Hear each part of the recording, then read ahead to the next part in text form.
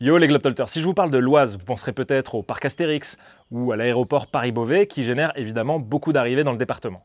Mais lorsque je vous ai demandé sur Instagram si vous aimeriez y passer des vacances, la majorité d'entre vous m'a répondu non. Dans ce nouvel épisode, je vais vous offrir un aperçu de ce qu'il y a à découvrir par ici et pourquoi pas casser quelques idées reçues.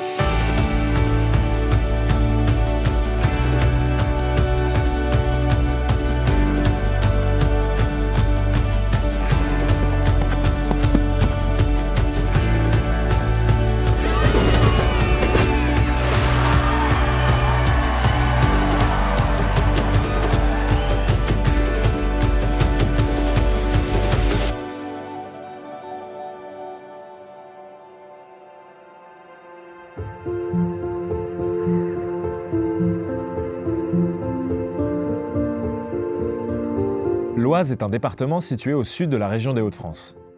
Il tire évidemment son nom de l'un des affluents de la Seine.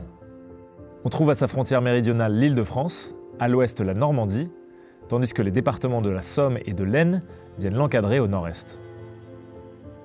Le Soissons compte plus de 800 000 habitants et on trouve sa préfecture à Beauvais. Ville que vous connaissez probablement grâce à son aéroport, qui voyait défiler plus de 3 millions de passagers avant la crise sanitaire. Le département profite donc de cette proximité avec Paris, mais également de son célèbre parc Astérix, qui accueillait plus de 2 millions de visiteurs en 2019. Et justement, on a voulu vérifier si le parc Astérix concentrait tous les loisirs du département.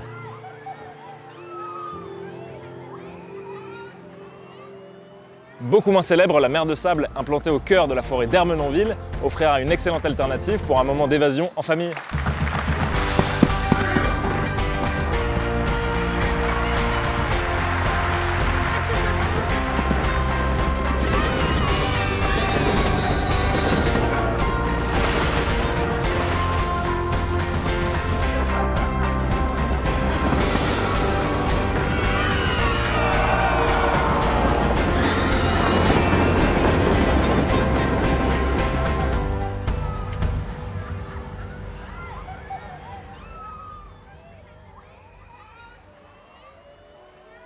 Pour les plus sportifs d'entre vous, on va aussi pouvoir tester des activités de plein air.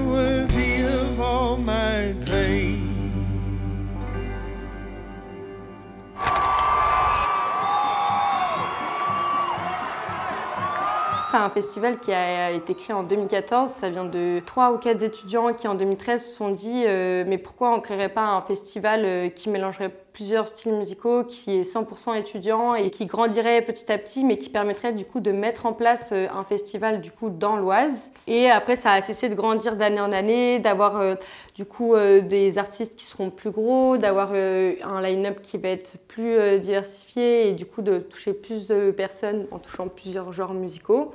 Il y a eu The Avener, cette année il y a eu tout ce qui était Gazo, Guy Vesbar, mais il y a aussi Mid qui est revenu une deuxième fois, qui était déjà venu en 2019, mais avec un live band.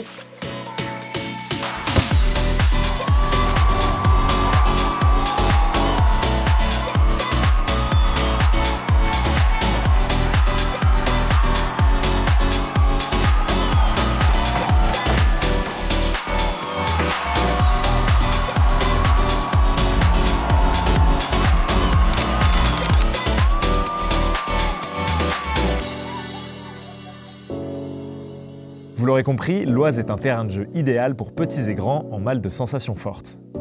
Mais pour reprendre des forces, peut-on manger autre chose que de la crème chantilly?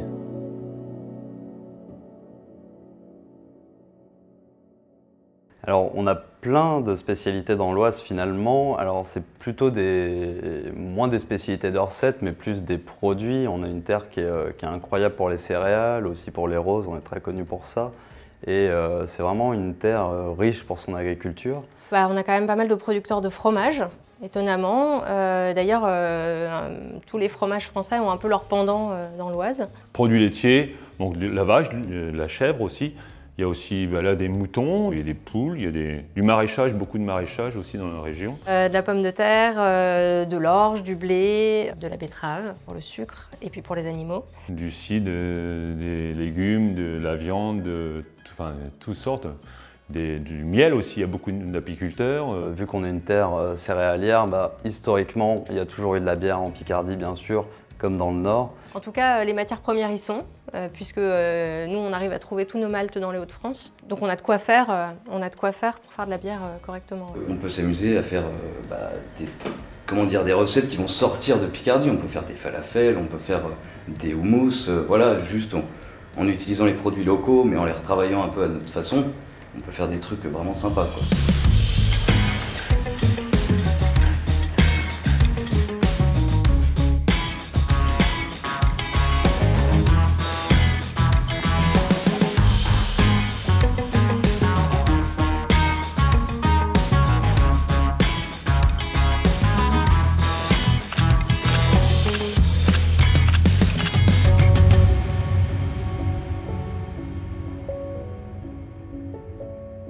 L'Oise saura donc parfaitement ravir vos papilles, mais pour le plaisir des yeux, est-ce qu'il y a vraiment ce qu'il faut?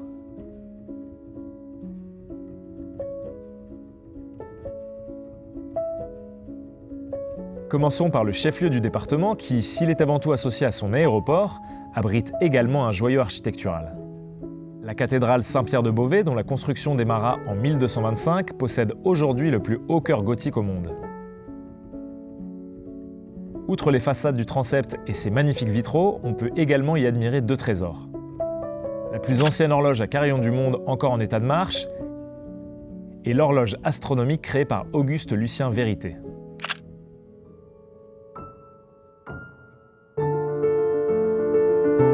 À l'est du département, ne manquez pas cette autre ville chargée d'histoire.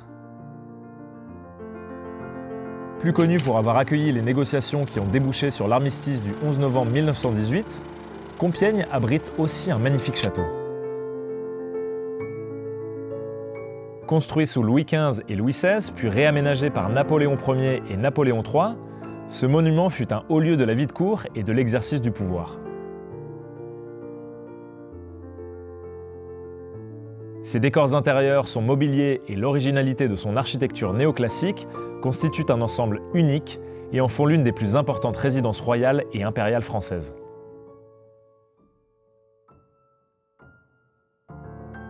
À seulement une quinzaine de kilomètres, de l'autre côté de la forêt domaniale de Compiègne, on fait un saut dans le temps avec le château médiéval de Pierrefonds.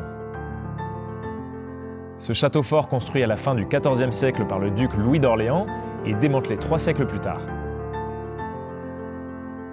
C'est seulement en 1857 que Napoléon III confie la reconstruction de cet édifice en ruine à Eugène Viollet-le-Duc, à qui l'on doit la restauration de célèbres édifices médiévaux comme l'abbaye du Mont-Saint-Michel, la cité de Carcassonne ou encore Notre-Dame de Paris. Pour l'architecte, restaurer un édifice, ce n'est pas l'entretenir, le réparer ou le refaire, c'est le rétablir dans un état complet qui peut n'avoir jamais existé à un moment donné. Faisant souvent fi des documents historiques, il n'hésite donc pas à recréer de toutes pièces des éléments issus de son imagination pour faire de Pierrefonds un château idéal tel qu'il aurait existé au Moyen-Âge. Une liberté prise avec la réalité historique qui ne laisse pas ses contemporains indifférents.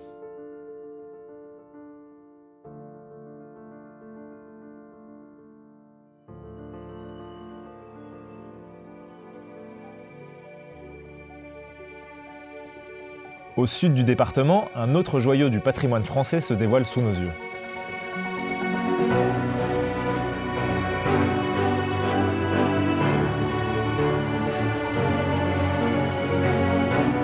Façonnée du Moyen-Âge au XIXe siècle par ses différents propriétaires, l'histoire du château de Chantilly est intimement liée à l'histoire de France.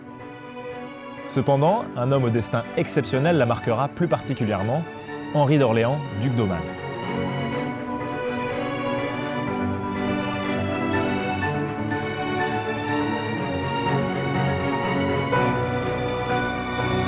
Considéré comme le plus grand collectionneur de son temps, il consacrera toute sa vie à l'enrichissement d'une fabuleuse collection de livres précieux, de tableaux, de dessins et d'objets d'art aujourd'hui exposés à Chantilly.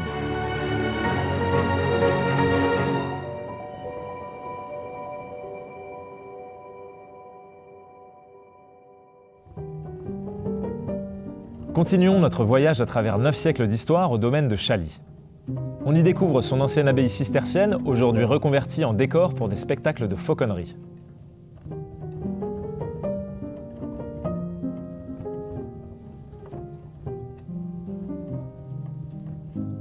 Mais aussi sa magnifique chapelle Sainte-Marie, construite au XIIIe siècle sous Saint Louis. Sans oublier le musée Jacques-Marandré qui abrite une riche collection de mobilier et objets d'art.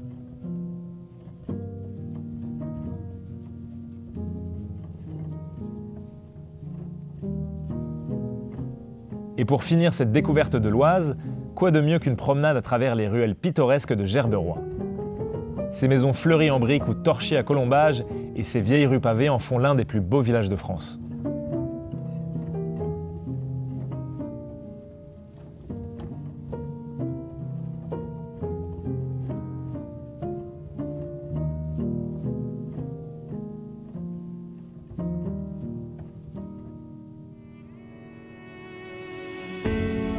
Comme beaucoup d'entre vous, si on m'avait proposé il y a quelque temps d'aller passer des vacances dans l'Oise, je n'aurais probablement pas été submergé par l'enthousiasme. Et pourtant, ce séjour nous a permis de découvrir un département exceptionnel à moins d'1 heure de Paris.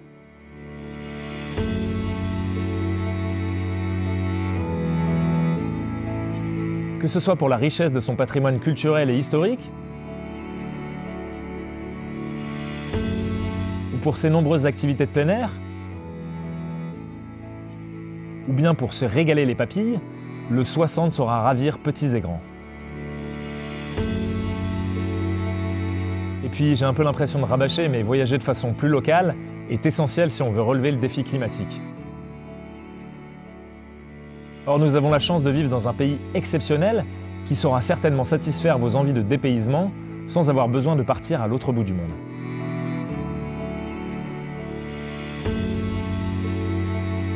Donc vous l'aurez compris, le titre de cette vidéo ne doit pas être pris au pied de la lettre. Parce que le meilleur moyen de se faire son propre avis sur une destination, eh bien, ça reste avant tout d'y aller.